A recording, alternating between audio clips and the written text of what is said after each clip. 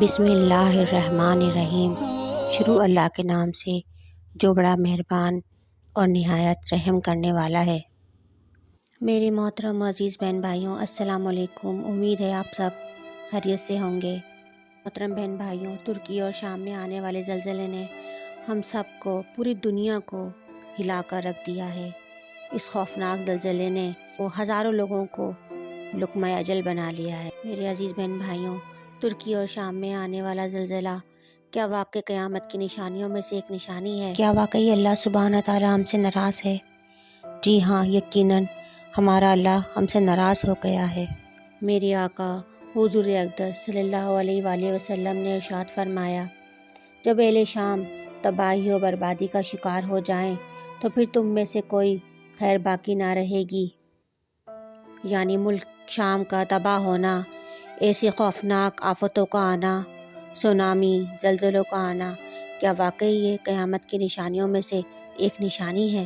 میرے محترم بہن بھائیوں، قیامت کی نشانیوں کے متعلق حضور اقدس صلی اللہ علیہ وآلہ وسلم نے ارشاد فرمایا، یہ قیامت کی نشانیاں ہیں کہ انتظامات نالائق لوگوں کے سپرد کر دیے جائیں، خدا کے نافرمانوں کی عزت صرف ان کے خوف کی وجہ سے کی جائے، شراب پینا عام ہو جائے گا، ناچ گانا عام ہوگا، زناکاری کثرت سے ہونے لگے گی۔ ویڈیو میں آگے بڑھنے سے پہلے میری تمام بہن بھائیوں سے گزارش ہے کہ میرے چینل کو سبسکرائب اور ویڈیو پسند آئے تو اسے لائک کریں اور ویڈیو کو صدقہ جاریہ سمجھ کر آگے شیئر کریں۔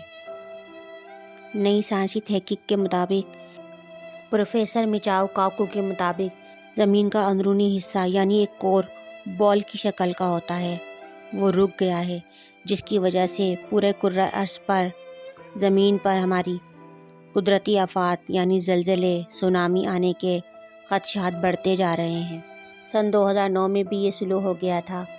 ہر 70 سال کے بعد یہ رونما ہوتا ہے، جس کی وجہ سے کرۂ ارض پر زلزلوں کا آنا، سونامی کا آنا زیادہ ہو سکتا ہے، جس کی ایک سب سے بڑی مثال ترکی اور شام میں آنے والا زلزلہ ہے، جس نے ہم سب کو اندر سے ہلا کر رکھ دیا ہے۔ میرے محترم بہن بھائیوں، یہ ایک بہت بڑی تباہی کا پیش خیمہ ہے۔ یا اللہ رحم فرما ہم پر، پوری امت مسلمہ پر۔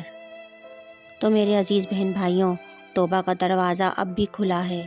اللہ سبحانہ تعالیٰ کی رحمت سے مایوس نہ ہو، یقیناً وہ بڑا رحیم ہے، کریم ہے، غفور الرحیم ہے، وہ ہم سب کے گناہوں کو بخش دے گا۔ وہ بڑا بخشنے والا اور نہایت رحم کرنے والا ہے۔ تو میرے عزیز بہن بھائیوں، جتنا ہو سکے استغفار پڑھیں، اللہ سبحانہ تعالیٰ سے اپنے گناہوں کی توبہ کریں اور اس کی بارگاہ میں ہاتھ اٹھا کر تمام امت مسلمہ کے لیے دل سے دعا کریں۔ اللہ سبحانہ تعالیٰ ہم سب کو اپنے حفظ و امان میں رکھے، آمین۔ امید ہے کہ ہماری آج کی ویڈیو آپ کو ضرور پسند آئی ہوگی، اور اگر ہماری ویڈیو آپ کو پسند آئی ہے تو اس ویڈیو کو لائک اور اپنے دوستوں کے ساتھ شیئر ضرور کریں، اور مجھے کمنٹ سیکشن میں ضرور اپنی رائے کا اظہار کریں۔ ہمارے یہاں ہر جمعرات کو حلقے اور دعاؤں کا اہتمام کیا جاتا ہے۔ جو دیکھنے اور سننے والے اس میں شامل ہونا چاہتے ہیں وہ اپنا نام کمنٹ سیکشن میں دے سکتے ہیں، ان تمام لوگوں کو دعاؤں کے ذریعے اس میں شامل کیا جائے گا۔